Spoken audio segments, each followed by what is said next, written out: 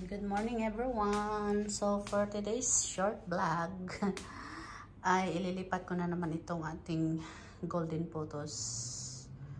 Golden photos guys na sobrang haba. Ayan. So ililipat ko siya somewhere here. And then yung aking bracelet is yun ang ilalagay ko dito. So itatry ko kung magiging okay siya. Para yung vines ng aking golden photos ay pupunta doon sa baba. Although mayroon na tayo dyan, yung ating neon green. So sobrang haba na kasi yung ating golden. Sayang kung putulin.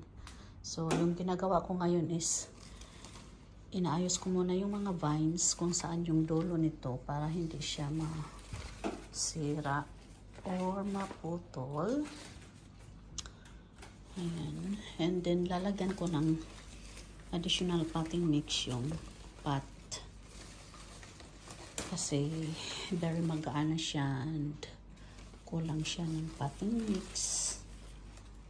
Kaya lalagyan ko siya ng potting mix once na maibaba ko na siya and tatanggalan ko siya ng mga dry leaves.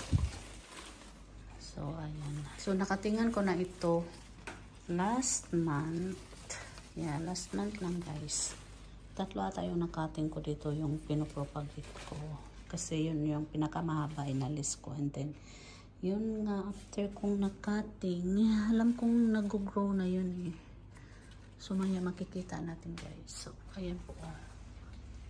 Dry siya and then magaan. Yan kasi yung palatandaan ko sa kanya kapag ano na, magaan na siya.